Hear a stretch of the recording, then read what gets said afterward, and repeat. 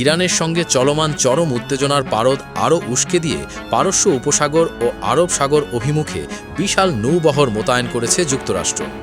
তেহরানকে সামরিকভাবে কোণঠাসা করতে এবং সর্বোচ্চ চাপ প্রয়োগের কৌশল হিসেবে ট্রাম্প প্রশাসন এই রণসজ্জা শুরু করেছে। আগে থেকেই পারস্য উপসাগরে মোতায়েন ছিল মার্কিন বিমানবাহী রণতরী ইউএসএস আব্রাহাম লিঙ্কন। এবার তার শক্তির পাল্লা আরও ভারী করতে আরব সাগরের দিকে এগিয়ে আসছে বিশ্বের সবথেকে অত্যাধুনিক এবং সর্ববৃহৎ যুদ্ধজাহাজ ইউএসএস জেরাল্ড আর ফোর্ড। সামরিক বিশ্লেষকদের মতে এই জোড়া সুপার ক্যারিয়ারের উপস্থিতি ওই অঞ্চলে ওয়াশিংটনকে এক অভাবনীয় কৌশলগত সুবিধা প্রদান করবে। এই ভাসমান বিমান ঘাঁটিগুলোতে রয়েছে কয়েকশো অত্যাধুনিক যুদ্ধবিমান ও হেলিকপ্টার। এর মধ্যে সবচেয়ে আলোচিত হল পঞ্চম প্রজন্মের F-35C স্টিলথ ফাইটার। রাডার ফাঁকি দিয়ে শত্রুপক্ষের আকাশসীমায় ঢুকে নিখুঁত হামলা চালাতে এই বিমানের কোনো জোড়া নেই।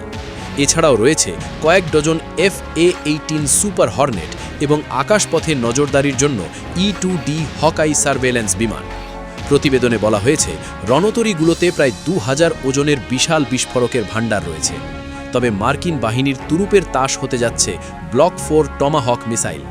এই ক্রুজ মিসাইলগুলো 900 মাইল দূর থেকে নির্ভুল নিশানায় আঘাত হানতে সক্ষম। এমনকি ওড়ার সময় মাঝপথে দিক পরিবর্তন বা নির্দিষ্ট লক্ষ্যবস্তুর ওপর চক্কর দিয়ে গোয়েন্দা তথ্য সংগ্রহের ক্ষমতাও রাখে এই ক্ষেপণাস্ত্র। সামরিক বিশ্লেষকরা মনে করছেন যুক্তরাষ্ট্র হয়তো দীর্ঘমেয়াদী কোনো স্থলযুদ্ধে জড়াবে না, বরং তাদের মূল লক্ষ্য হতে পারে ডিক্যাপিটেশন স্ট্রাইক বা শিরোচ্ছেদ নীতি।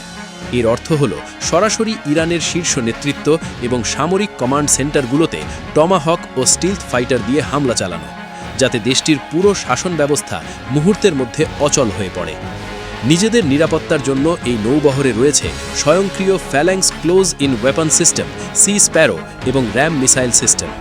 আকাশপথের যে কোনো ড্রোন বা ক্ষেপণাস্ত্র হামলা রুখে দিতে এই ব্যবস্থাগুলো 24 ঘন্টা সক্রিয় থাকে।